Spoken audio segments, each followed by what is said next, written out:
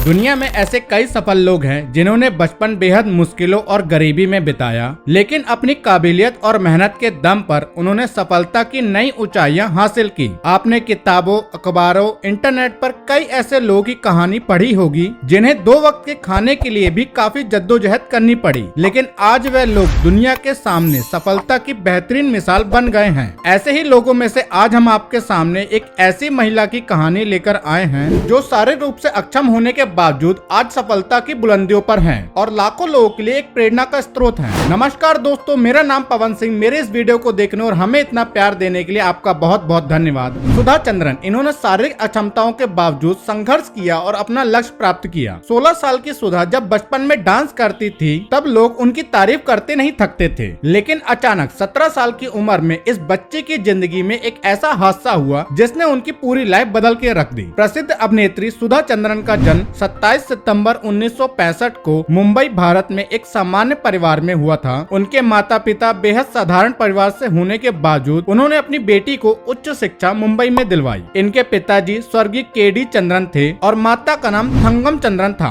सुधा जी को बचपन से ही डांस में रुचि थी और यही कारण है कि उन्होंने महज 3 साल की उम्र में भारतीय शास्त्रीय डांस का अभ्यास करना शुरू कर दिया था। उनके माता पिता ने उन्हें 5 साल की उम्र में मुंबई के प्रसिद्ध डांस स्कूल कला सदन में दाखिला दिलवा दिया। स्कूल के दिनों में वह पढ़ने के बाद डांस की प्रैक्टिस किया करती थी। सुधा जी पढ़ाई में भी बहुत अच्छी थी। उन्होंने 10वीं बोर्ड में पहला स्थान प्राप्त किया था, लेकिन उन्होंने फिर भी विज्ञान के बजाय कला शाखा को चुना क्योंकि वह डांस को अधिक समय देना चाहती थी। उन्होंने मीठीबाई कॉलेज मुंबई से औद्योगिक और अंतर्राष्ट्रीय अर्थशास्त्र में MA की डिग्री पूरी की। 16 साल की उम्र तक सुधा जी 75 से ज्यादा स्टेज शो कर चुकी थी। अब सुधा जी की पहचान भरतनाट्यम की एक महान कलाकार के रूप में होने लगी थी। उन्हें डांस के क्षेत्र में कई पुरस्कारों से भी सम्मानित किया गया था। सुधा चंद्रन ने 1994 में रवि डांग से लव मैरिज की, जो कि एक सहायक निर्देशक हैं।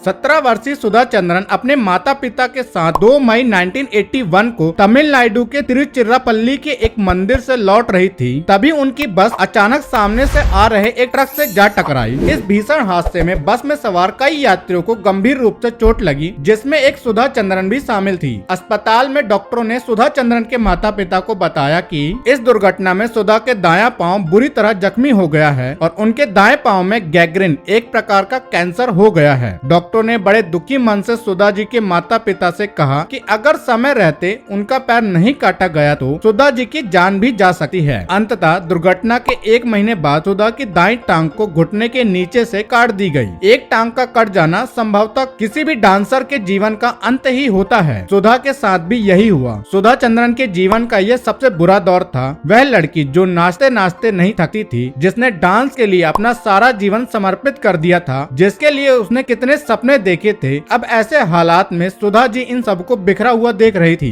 सुधा सारा दिन बिस्तर में पड़ी अपनी किस्मत को कोसती रही। दिन रात डांसर बनने का सपना देखने वाली सुधा अब परिस्थितियों के आगे बेबस थी। सुधा जी की यह दशा देखकर उनके माता पिता भी चिंतित होने लगे। उनकी नजर में उनकी बेटी का अंधकारमय भविष्य साफ नजर आ रहा था। ऐसी परिस्थितियों में भी सुधा जी ने प्रण लिया, अब चाहे कुछ भी हो जाए, उन्हें जीवन में कुछ ऐसा करना है कि उनके माता पिता उन्हें अपनी बेटी कहकर गर्व महसूस करें। सुधा जी ने अपना मन बना लिया और फिर से डांस करने का फैसला लिया। सुधा जी लकड़ी के ब्लॉक और बैसाखियों के सहारे चलने लगी और मुंबई आकर फिर से पढ़ाई में लग गई। इस बीच सुधा ने मैग्सेसे पुरस्कार जीतने वाले प्रसिद्ध कृत्रिम अंग विशेषज्ञ डॉक्टर पी.के. सेठी के बारे में सुना। वह जयपुर गई और डॉक्टर पी.के. सेठी से मिली। डॉक्टर सेठी ने सुधा को आश्वस्त किया कि वह दोबारा सामान्य ढंग से चल सकेंगी। इस पर सुधा ने पूछा, क्या मैं नाच सकूंगी? डॉक्टर सेठी ने कहा, क्यों नहीं, प्रयास करो तो सब कुछ संभव है। डॉक्टर सेठी ने सुधा के लिए एक विशेष प्रकार की टांग बनाई जो एल्यूमिनियम की थी और इसमें ऐसी व्यवस्था थी कि वह टांग को आसानी से घुमा सकती थी। सुधा एक नया विश्वास के साथ मुंबई लौटी और उसने डांस का अभ्यास शुरू करना चाहा, किंतु इस प्रयास में कटी हुई टांग से खून निकलने लगा। कोई भी सामान्य व्यक्ति इस तरह की घटना के बाद दोबारा नाचने की हिम्मत कतई नहीं कर सकता था, किंतु सुधा साधारण मिट्टी की नहीं बनी थी। जल्द ही उसने निराशा पे काबू प्राप्त किया। डॉक्टर सेठी ने सुधा के डांस हेतु पावों की विभिन्न मुद्राओं को गंभीरता से देखा परखा और एक नई टांग बनवाई जो डांस की विशेष जरूरतों को ध्यान में रखकर बनाई गई थी। टांग लगाते समय डॉक्टर सेठी ने सुधा से कहा, मैं जो कुछ कर सकता था मैंने कर दिया, अब तुम्हारी बारी है। फिर धीरे धीरे समय के साथ सुधा जी में साहस बढ़ने लगा। अब अपने दुखद अतीत को भूलकर सुधा जी अपने भविष्य को संवारने में लग गई। उन्होंने प्रतिदिन कृत्रिम पैर की मदद से डांस का अभ्यास करना शुरू किया, जिसके दौरान उन्हें बहुत दर्द होता था और कभी कभी उनके पैर से खून भी बहने लगता था। लेकिन इन सब के बावजूद उन्होंने अभ्यास करना नहीं छोड़ा।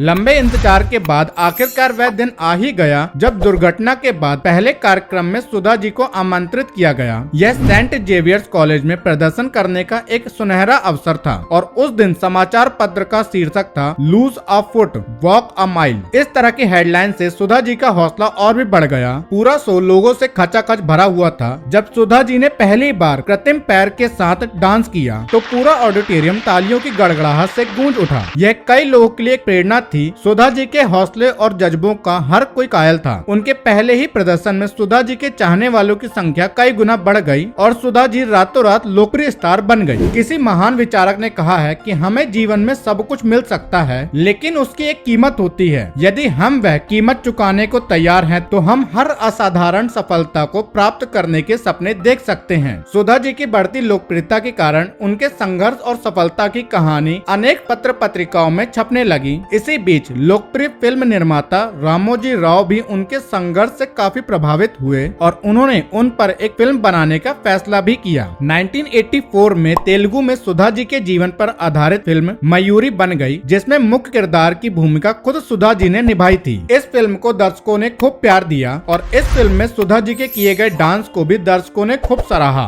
सुधा जी के जीवन पर बनी यह फिल्म को राष्ट्रीय फिल्म पुरस्कार से भी सम्मानित किया गया था। इसके बाद सुधा जी ने और भी कई फिल्मों और टीवी सीरियल्स में काम किया। वर्तमान में भी कई ऐसे मशहूर टीवी सीरियल्स हैं जिनमें सुधा जी काम कर रही हैं। सुधा को उसके असामान्य साहस और श्रेष्ठ उपलब्धियों के लिए कई पुरस्कार भी प्राप्त हो चुके हैं। सुधा चंद्रन एक इंटरव्यू के दौरान कहती हैं कि मेरी असफलता ही मेरे लिए प्रेरणा का एकमात्र स्रोत है, जो कई लोगों के लिए दृढ़ता, साहस और सकारात्मकता का प्रतीक बना है। मेरे पास एकमात्र प्रेरणा जीवन में मेरी हार थी। जब लोगों ने कहा कि मैं डांस करने के लिए पैदा नहीं हुई हूँ, तो मुझे उन्हें गलत साबित करना था। मुझे यह साबित करना था कि मैं न केवल डांस करने के लिए पैदा हुई हूँ, बल्कि इतना अच्छा करने के लिए कि मैं न केवल इस पीढ़ी में बल्कि कई पीढ़ियों के लिए प्रेरणा बनूं। सुधा जी विचार करते हुए कहती हैं कि जब लोग किसी को रोल मॉडल के रूप में देखते हैं तो यह सबसे बड़ा सम्मान होता है। जब मैं इस दुनिया को छोड़ दूंगी तो मुझे कभी पछतावा नहीं होगा। मेरा मानना है कि मैं एक उद्देश्य के लिए आई हूँ और बहुत कम उम्र में मैंने उस उद्देश्य को पूरा किया है। सुधा चंद्रन की कहानी से हम सभी को प्रेरणा मिलती है कि कैसे एक भयानक दुर्घटना को उन्होंने अपने सपनों के बीच में नहीं आने दिया और शारीरिक अक्षमताओं के बावजूद उन्होंने अपने सपने को पूरा किया। आपको यह बायोग्राफी कैसी लगी हमें कमेंट करके जरूर बताएं और इस वीडियो को ज्यादा से ज्यादा लाइक और शेयर करें। थैंक यू दोस्तों।